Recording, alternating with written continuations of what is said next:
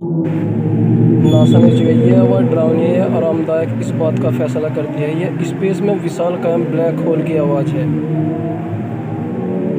America space agency NASA ने इसी परिसर गैलेक्सी में रिकॉर्ड बनाया है जो उससे 30 करोड़ प्रकाश वर्ष दूर है।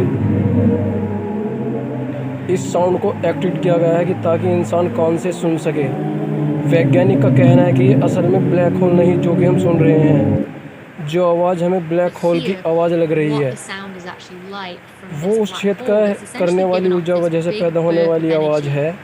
तो यह असल में ब्लैक होल खुद नहीं, क्योंकि ब्लैक होल के इर्द गिर्द क्षेत्र जो कि गैलेक्सी का बड़ा समूह है।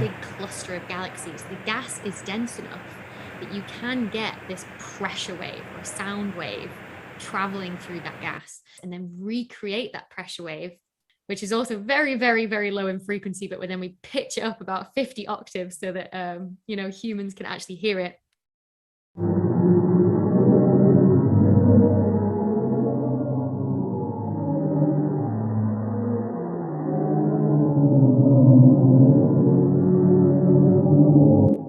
आपने अभी जो ये ओम जैसी आवाज सुनी, ये किसी इंसान या किसी मशीन से उत्पन्न नहीं हुई है, बल्कि ये ध्वनि है अंतरिक्ष में मौजूद ब्लैक होल की।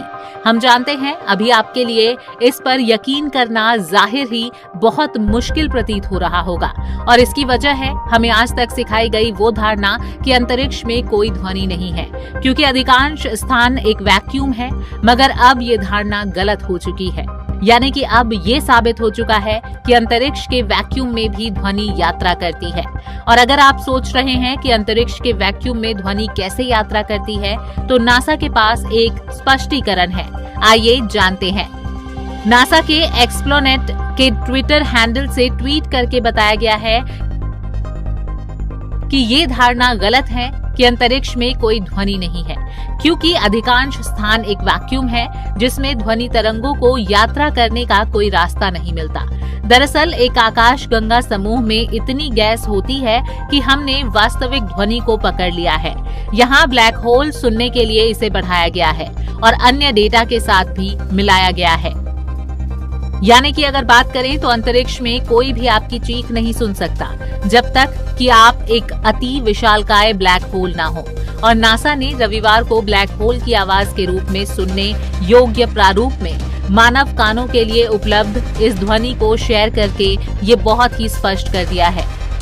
इसके बाद अब आपको बता दें कि जिस आकाश गंगा समूह को आपने सुना वो पर्शियस है, और इससे जुड़ी जानकारी नासा के चंद्र एक्सरे ऑब्जर्वेटरी से आती है, और ये रिकॉर्डिंग मई के महीने में नासा के ब्लैक होल सप्ताह के लिए जारी की गई थी।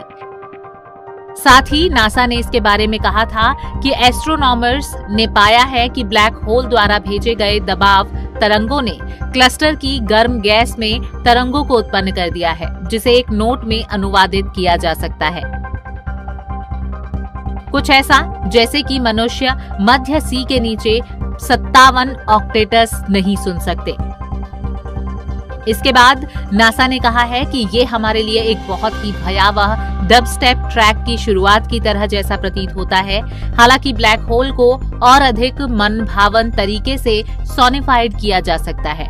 बता दें कि नासा के पास गैलेक्सी मेसियर 87 या M87 के केंद्र में लगभग 55 मिलियन प्रकाश वर्ष दूर स्थित ब्लैक होल का सोनिफिकेशन भी है। इसके अलावा अगर बात करें तो नासा ने एक दूर की आकाश गंगा और हर बार एक एक्सोप्लैनेट की खोज के समान ध्वनि उत्पन्न की है। इसके अलावा स्पेस एजेंसी ने मंगल ग्रह की भयानक और अलौकिक ध्वनियों को भी रिकॉर्ड किया है।